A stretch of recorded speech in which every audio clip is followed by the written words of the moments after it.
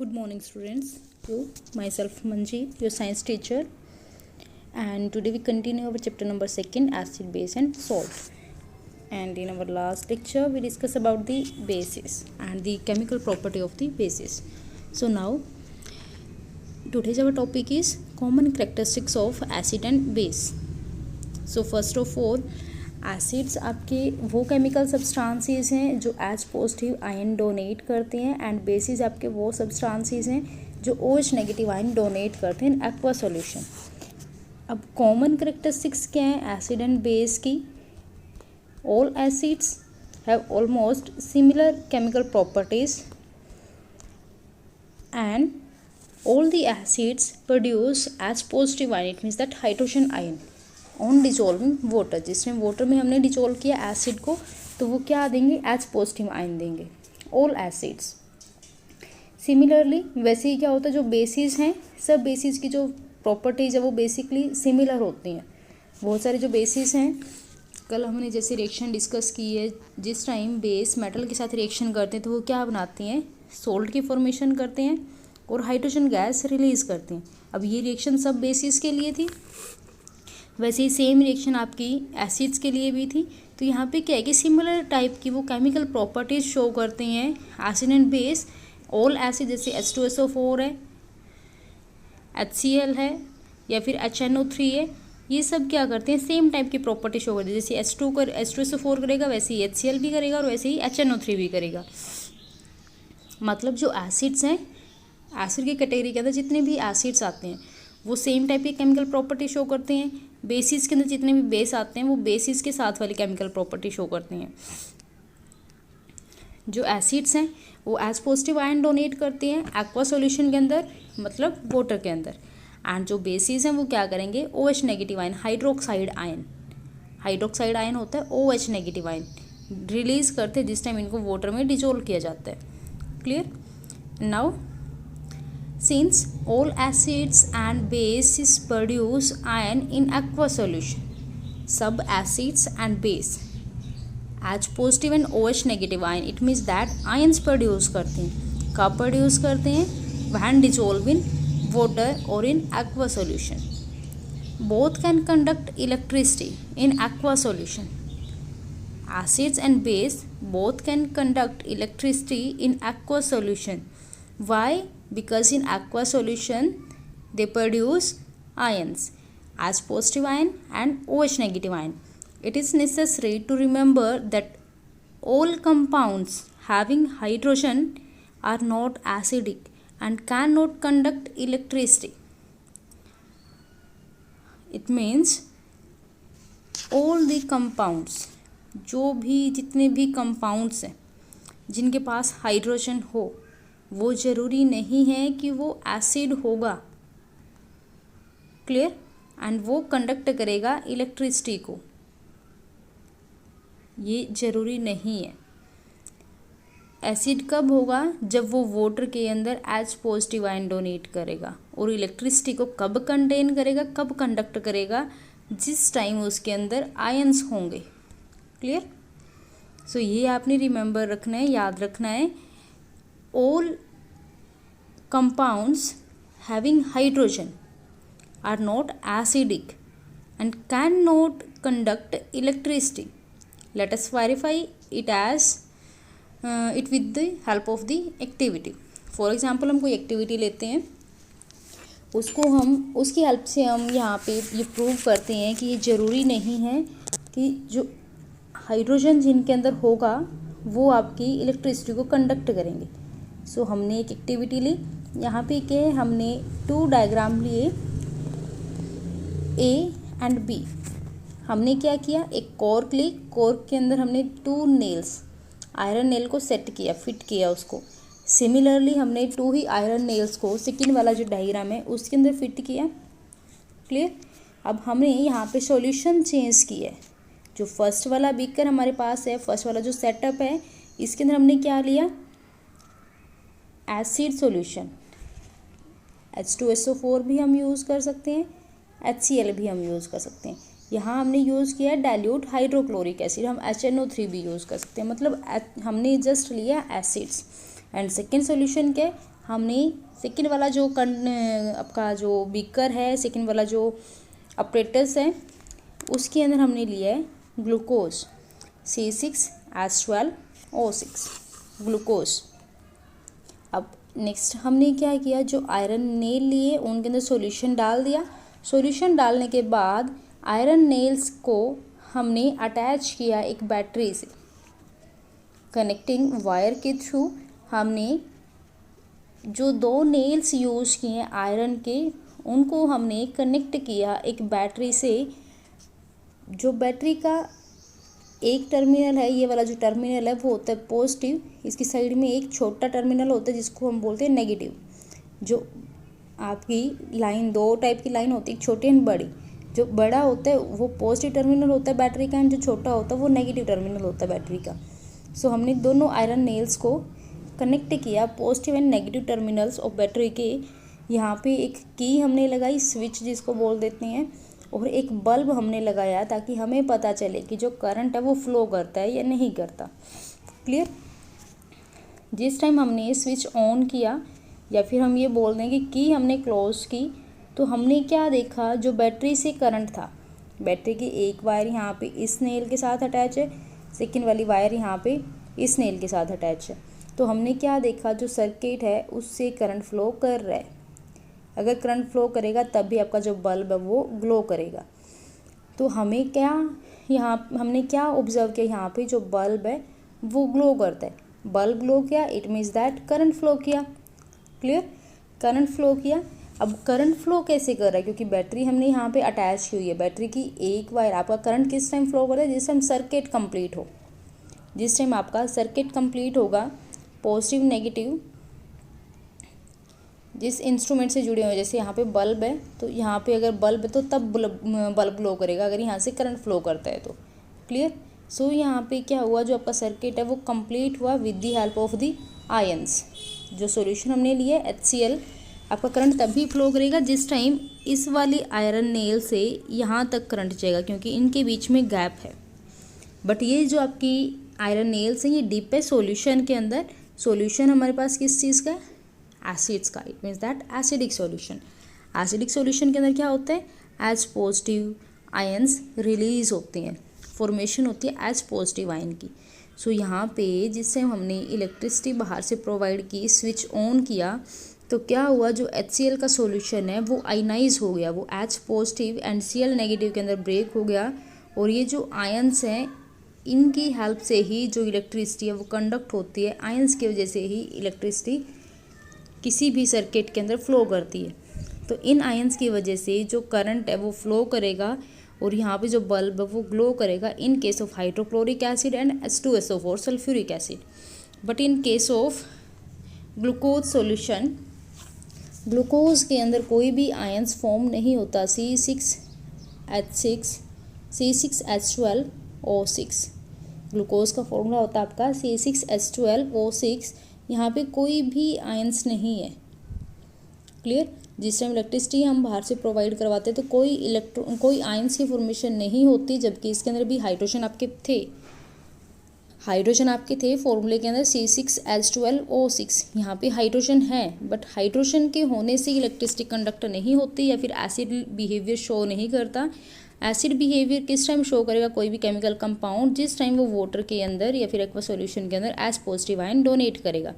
Clear. So ये थी हमारी एक्टिविटी जिसके थ्रू हमें पता लगा कि कोई भी जो सॉल्यूशन है वो किस टाइम इलेक्ट्रिसिटी को कंडक्ट करता है, और ये नेसेसरी नहीं है कि एच पॉजिटिव आयन के बिना, ये जो आपकी कंडीशन है कोई भी एसिड किस टाइम इलेक्ट्रिसिटी कंडक्ट करेगा और किस टाइम वो एसिड बिहेवियर शो करेगा, ये डिपेंड करता है उसके एच पॉजिटिव आयंस के ऊपर। क्लियर। इट मीन्स दैट उसके बिहेवियर पर। And similarly in case of base we can prove that the base like sodium hydroxide, potassium hydroxide, etc. also conduct electricity, but the reason of conduction of electricity by base are not H positive ion but OH negative ion। जैसे हमने यहाँ पे क्या बोला, H positive ion जिस time produce होंगे तभी वो कंडक्ट करेगा इलेक्ट्रिसिटी को, but in case of basis के अंदर क्या होता है, OH नेगेटिव आयन की प्रोडक्शन होती है, not H positive. So base के अंदर जो इलेक्ट्रिसिटी फ्लो करेगी, कंडक्ट करेगा, वो होगा due to the OH negative ion. Clear. And now next topic is what happens to an acid और a base in aqueous solution. Aqueous solution के अंदर एसिड एंड बेस के अंदर क्या होता है. So we know that acids we know that the substances do not act as a acid or base due to H positive and OH negative. H and OH. जैसे हमारे पास H and OH है तो ये हमें acid और base behaviour show नहीं करेंगे. हम किसी भी केमिकल सब्सटेंस को एसिड एंड बेस कब डिफाइन करेंगे, जिस टाइम वो H positive ion and OH negative ion देगा. Clear. Just H and OH के बेस पे हम कुछ भी नहीं बोल सकते कि कोई भी सब्सटेंस किस बिहेवियर को शो करता है. हम उस टाइम किसी भी केमिकल सब्सटेंस को आइडेंटिफाई करते हैं, डिफाइन करते हैं, जिस टाइम वो H positive and OH negative ions की फॉर्मेशन करे. Clear. So the substances can show their acidic or basic nature in aqueous solution with the help of the H positive and OH negative ion in aqueous solution. इसके लिए भी हम एक activity करते हैं. For example हमने 2 test tube लिए. 1 test tube के अंदर हमने ऐड किया sulphuric acid, concentrated sulphuric acid. And जो सेकेंड वाली टेस्ट ट्यूब है इसके अंदर हमने लिया sodium chloride NaCl and sulphuric acid हमने यूज़ किए. जो ये वाली टेस्ट ट्यूब है, जो आपकी सेकेंड टेस्ट ट्यूब है, ये वाले इसके अंदर हमने लिया sulphuric acid, concentrated sulphuric acid. And जो ये वाली टेस्ट ट्यूब है इसके अंदर हमने लिया सोडियम क्लोराइड. क्लियर. जैसे ही हमने ऐड किया रिएक्शन होगी. रिएक्शन होने के बाद यहाँ से हमने क्या किया, ऐड करते ही यहाँ पे कॉर्क लगाई और कॉर्क के अंदर एक डिलीवरी ट्यूब हमने फिट की. डिलीवरी ट्यूब क्या करेगी, जो भी यहाँ पे इस वाले सॉल्यूशन में गैस की फॉर्मेशन होगी वो इस डिलीवरी ट्यूब के थ्रू बाहर आएगी और हमें जो टेस्ट करना होगा वो हम कर लेंगे. यहाँ पे क्या हुआ, फर्स्ट टाइम हम लेके आए dry blue litmus paper near the delivery tube. तो यहाँ से HCl गैस आपकी रिलीज़ हुई. जिस टाइम हमने रिएक्शन की H2SO4 की NaCl के साथ, तो वहाँ से HCl गैस रिलीज़ होती है. जो HCl गैस है ये ड्राई गैस है. गैस की आपकी प्रॉपर्टी क्या होती है, गैस के अंदर मॉइस्चर नहीं होता. क्लियर. सो HCl गैस जिस टाइम रिलीज़ हुई और इसके पास हम ड्राई ब्लू लिटमस पेपर लेके आते हैं तो यहाँ पे कोई चेंज नहीं होता. ब्लू लिटमस पेपर आपका ब्लू में ही रहता है. बट जिस टाइम हम यहाँ पे वेट लिटमस पेपर को लेके आते हैं, क्योंकि गैस को, जो आपकी HCl गैस है उसको हम वेट नहीं कर सकते, वो आपकी गैस ही रहेगी. बट जिस टाइम हम लिटमस पेपर को वेट करते हैं, जो ब्लू लिटमस पेपर उसको वेट करके लेके आते हैं, तो जो HCl गैस जिस टाइम इसके ऊपर फॉल होती है, इसके साथ रिएक्ट करती है, तो जो ब्लू लिटमस पेपर है उसको ये कन्वर्ट कर देती है रेड के अंदर. अब ब्लू लिटमस पेपर रेड के अंदर कन्वर्ट हुआ तो इससे हमें क्या पता चलता है कि कोई भी एसिड एंड बेस बिहेवियर, कोई भी केमिकल सब्सटेंस किस टाइम शो करता है, जिस टाइम उसके अंदर मॉइस्चर होगा या फिर वो एक्वस मीडियम के अंदर प्रेजेंट होगा. यहाँ पे जो आपका थर्ड स्टेप है, मॉइस्चर वाले जो फिल्टर पेपर है उसको हम पास में लेके आते हैं HCl गैस के, और ये ब्रेक हो जाता है H positive and Cl negative के अंदर. और H पॉजिटिव के अंदर जिस टाइम ये ब्रेक होगा तो ये एसिडिक बिहेवियर शो करेगा, और एसिडिक बिहेवियर को शो करने के लिए इसने ब्लू लिटमस पेपर को रेड के अंदर कन्वर्ट कर दिया. Clear. And now next is HCl gas ionize in water as H positive and Cl negative due to polar nature of water. Water के पोलर नेचर होने की वजह से जो HCl गैस है वो हमारी रिलीज़ हुई या फिर वो हमारी आयनाइज हुई H positive and Cl negative के फॉर्म में. एंड जिस टाइम आयनाइज हो जाती है due to the polar nature of water, ionise होने के बाद वो हमें क्या देगी, H positive and Cl negative ion. Water के अंदर हमारे पास होता है ऑक्सीजन एंड हाइड्रोजन. हाइड्रोजन पर चार्ज होता है पार्शियल पॉजिटिव एंड ऑक्सीजन के ऊपर चार्ज होता है पार्शियल नेगेटिव. पार्शियल 2 नेगेटिव होता है, बेसिकली 2 नेगेटिव और ये 2 पॉजिटिव हो जाते हैं, तो ओवरऑल बैलेंस हो जाता है. तो यहाँ पे ये क्या करेगा, वाटर के ऊपर चार्जेज है तो HCl के अंदर ये क्या करेगा, H आपका पॉजिटिव बिहेवियर शो करता है और क्लोरीन आपका नेगेटिव बिहेवियर शो करता है. तो ये क्या करेगा, इसको अट्रैक्ट करने शुरू कर देंगे. जो पॉजिटिव है वो, जो नेगेटिव है वो पॉजिटिव को अट्रैक्ट करेगा और जो पॉजिटिव है वो नेगेटिव को अट्रैक्ट करेगा. और इनके अट्रैक्ट करने की वजह से जो HCl है वो ब्रेक हो जाएगा H positive and Cl negative के फॉर्म में। क्लियर। एंड हमारे पास फॉर्मेशन होती है जिस टाइम हम HCl को रिएक्ट करवाते हैं गैस के अंदर, जिस टाइम HCl को रिएक्ट करवाते हैं तो HCl आपका एक्वस सॉल्यूशन में बन जाएगा, HCl एक्वस। क्लियर। बट जिस टाइम हम HCl एक्वस को वाटर के अंदर फर्दर रिएक्ट करवाते हैं तो हमारे पास क्या होगा, H पॉजिटिव Cl नेगेटिव की फॉर्मेशन हो जाती है due to the polar nature of the water. HCl को जिस टाइम गैस था तो यहाँ पे हमारे पास क्या हुआ, H पॉजिटिव एक्वस और H क्लोरीन नेगेटिव एक्वस, ये पॉसिबल नहीं है। ये बात समझ आ रही है। यहाँ पे आपका जो सेकंड केस है, सेकंड रिएक्शन लिखी हुई है, यहाँ पे HCl अगर एक्वस फॉर्म में है उसको वाटर के साथ रिएक्शन करवाते हैं हम, वाटर के पोलर रीजन की वजह, पोलर नेचर की वजह से वो ब्रेक हो जाता है H positive and Cl negative के अंदर। बट अगर हम HCl गैस को लेके चलते हैं, ड्राई HCl गैस है, तो उसको अगर हम ये चाहते हैं कि वो पॉजिटिव एंड नेगेटिव के फॉर्म में ब्रेक हो जाए तो ये पॉसिबल नहीं है। When HCl molecule ionize in water to form H positive and Cl negative, then a number of water molecules are attracted toward H positive and Cl negative. H positive ions does not remains as its same. जैसे H positive इसने loose किया है, यहाँ से जो HCl है H positive की formation हुई है, Cl नेगेटिव की फॉर्मेशन हुई है, तो H positive हमेशा ऐसे ही सॉल्यूशन में नहीं पड़ा रहता, इससे जो ऑक्सीजन है वो अपनी साइड अट्रैक्ट कर लेते हैं क्योंकि ऑक्सीजन के ऊपर नेगेटिव चार्ज होता है। Rather it combine with H2O molecule to form H3O positive is called hydronium ion. Clear. जो H पॉजिटिव यहाँ पे है उसको ये ऑक्सीजन अट्रैक्ट कर लेगा क्योंकि ऑक्सीजन के ऊपर क्या चार्ज है हमारे पास, नेगेटिव, और हाइड्रोनियम आयन के फॉर्मेशन करेगा। Having formula is H3O positive. And now as acid produce H positive ion with combine with H2O to form hydronium ion. In the same way a base also produce ion, जो base है उसके अंदर कौन सा ion produce होता है, OH negative ion, which is known as hydroxide ion in their aqueous solution. For example sodium hydroxide ionise NaOH जो होता है सोडियम हाइड्रोक्साइड, वो Na positive and OH negative ion की फॉर्मेशन करता है। Acid and base both produce ions in aqueous solution, but what would be their change in temperature dissolution of any acid और base in water is highly exothermic in nature. It can be verified through the activity given below. तो next आपके पास एक activity और दी हुई है जिसकी help से हम क्या करते हैं, कोई भी जो आपका एसिड है एंड बेस है उसकी जो रिएक्टिविटी है वो हम आइडेंटिफाई करते हैं कि वो एक्सोथर्मिक होता है या फिर एंडोथर्मिक होता है। क्लियर। सो हमने एक्टिविटी के अंदर क्या लिया, कोई भी हम दो बीकर कंसीडर करते हैं, ये हमारे फर्स्ट, इसके अंदर हमने लिया वाटर। क्लियर। वाटर के अंदर हमने ऐड किया एसिड, कोई भी एक टेस्ट ट्यूब की हेल्प से हम एसिड इसके अंदर ऐड करते हैं, से हम HCl या फिर सल्फ्यूरिक एसिड ले लेते हैं, H2SO4 सल्फ्यूरिक एसिड।